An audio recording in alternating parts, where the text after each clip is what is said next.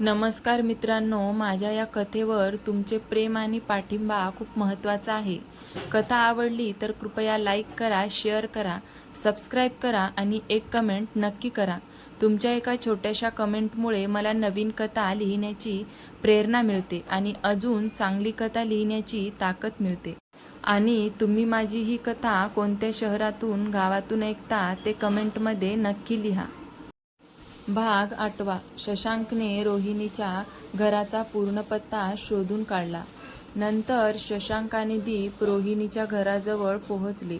रोहिणीचं घर मॉडर्न घर, जे कोणीही राहत नसल्यासारखं शांत दिसत होतं. आपण पोहोचलो सर, दीप म्हणाला. शशांक गप्प बसला, कारण तो घराकडे एकटक लावून पाहत होता. तो खरंच रोहिणीची माफी मागणार होता की नाही हे माहिती नव्हतं. सर, काय झालं? आपण आत जाणार आहोत की नाही? दीपने शशांकला विचारलं. शशांकने मान हलवली, कारण त्याच्या अहंकाराने त्याला असं करू नको असे सांगितलं होतं.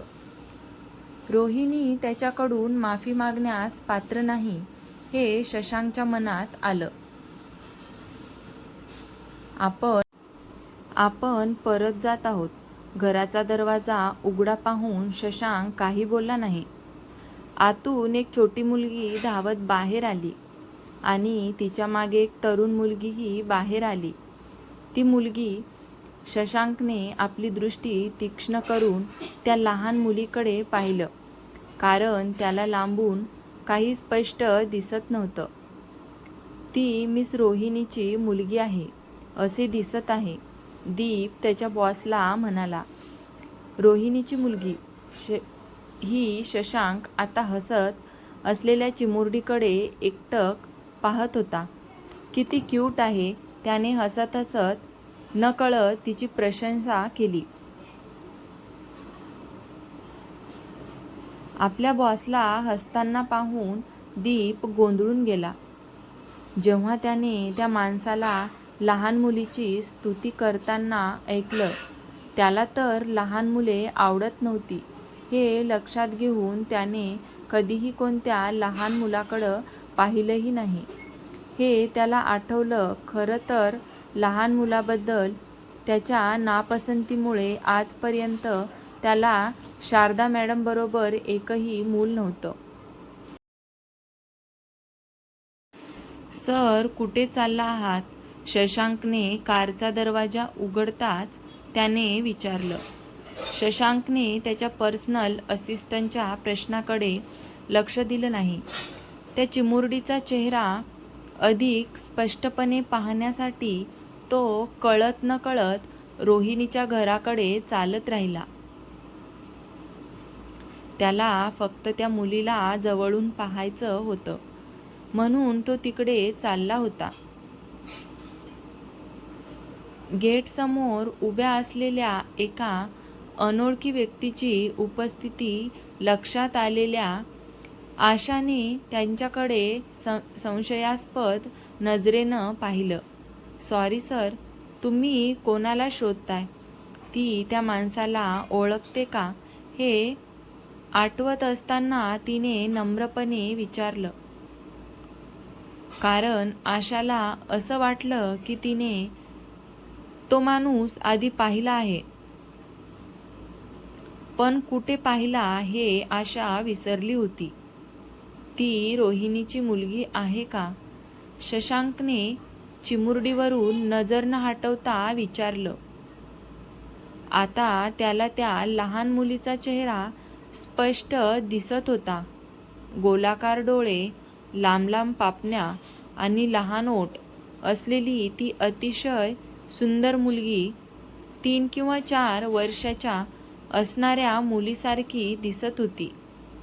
लहान मुलीचे सौंदर्य पाहून शशांकला आश्चर्य वाटलं,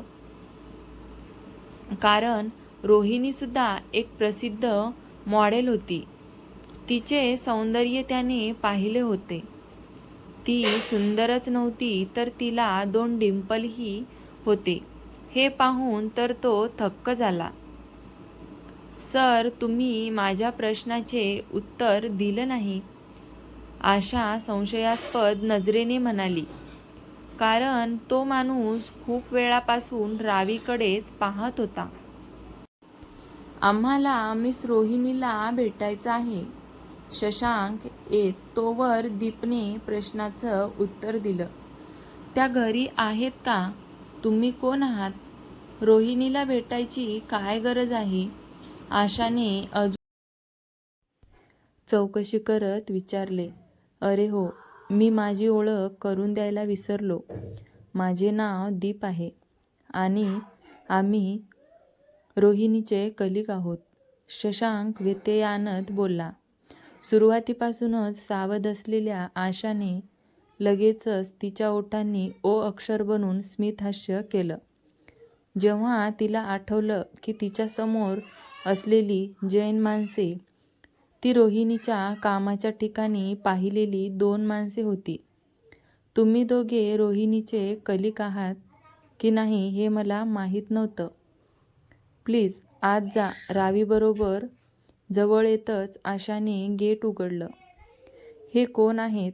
त्या दोघांना पाहून रावीने गोंधळून विचारलं. आशा आश्चर्याने थबकली. जेव्हा तिने रोहिणीच्या एका कलिगला अचानक रावीसमोर बसताना पाहिलं, तेव्हा मिस्टर शशांकला एका लहान मुलासोबत बसताना पाहून केवळ आशाच नाही तर दीपलाही आश्चर्यच वाटलं.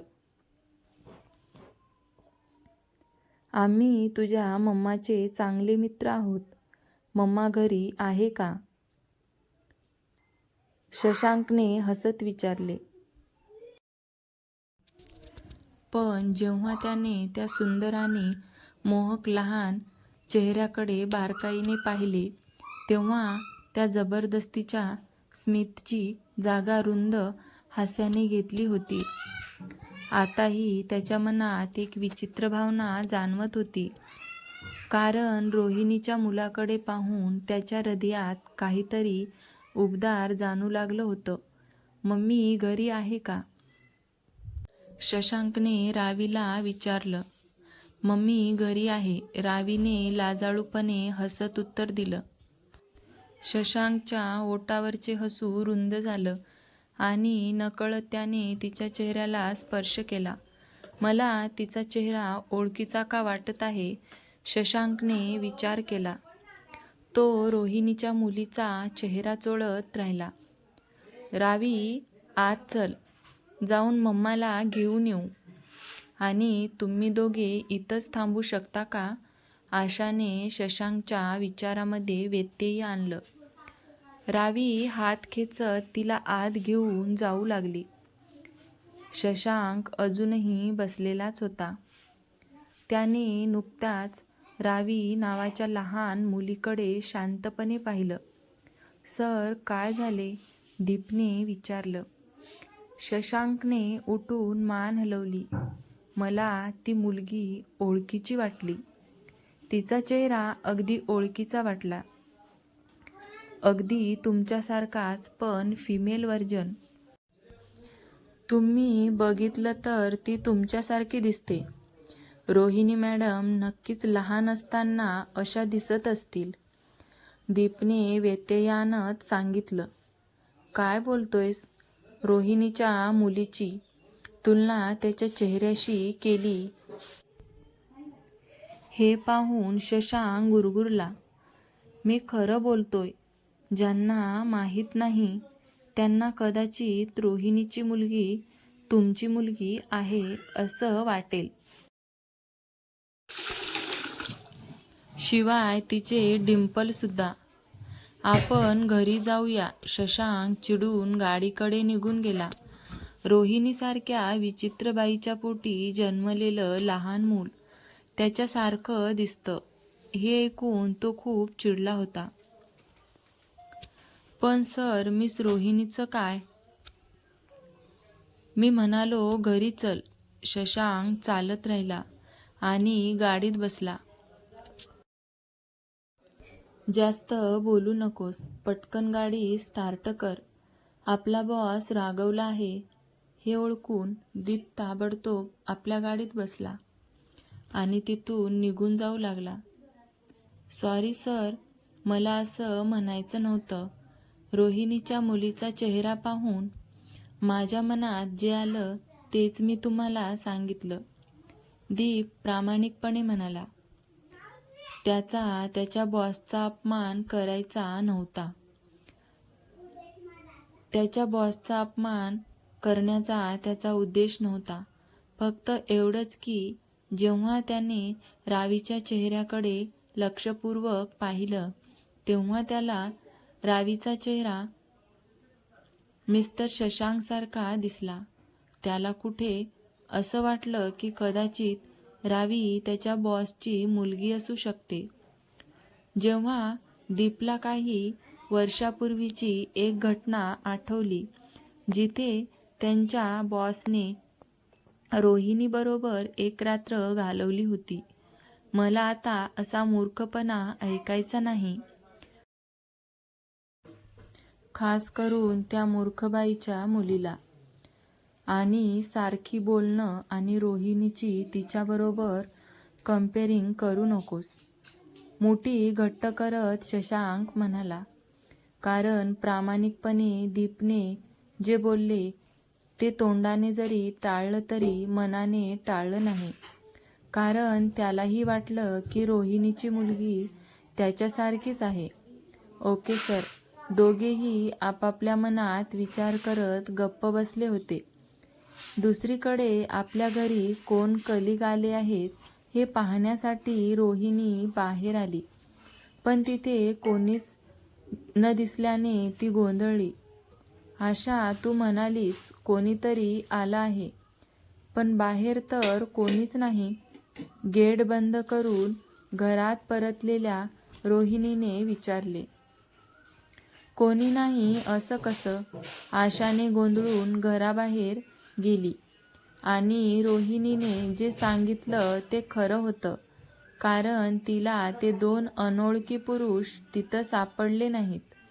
पण आधी 2 माणसं तुला शोधत होती. ते म्हणाले की तुझे फ्रेंड आहेत. माझे फ्रेंड कोण असतील?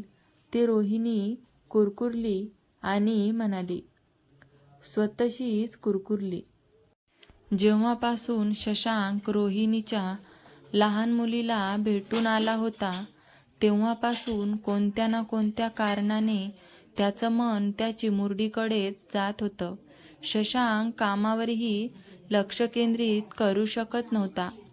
जेव्हा त्याने रोहिणीला आपल्या बाजूला पाहिलं तेव्हा त्या चिमुरडीच्या चेहऱ्याची प्रतिमा पुन्हा दिसू लागली आणि रोहिणीच्या मुलीला भेटण्याची इच्छा त्याला पुन्हा प्रबळ झाली. रोहिणीच्या मुलीला भेटायचंच आहे. आजच्या कथेचा भाग इथेच संपला. पण तुमच्या प्रतिक्रिया अजून बाकी आहेत. कथा तुम्हाला कशी वाटली ते कमेंटमध्ये नक्की सांगा. तुमच्या प्रत्येक कमेंटमुळे मला नवीन कथा लिहिण्याची प्रेरणा मिळते. कथा आवडली असेल तर लाईक करा, शेअर करा आणि सबस्क्राईब करायला विसरू नका. तुमच्या प्रेम आणि पाठिंब्यासाठी मनापासून धन्यवाद. पुन्हा भेटूया एका नव्या सुंदर भागासोबत. धन्यवाद.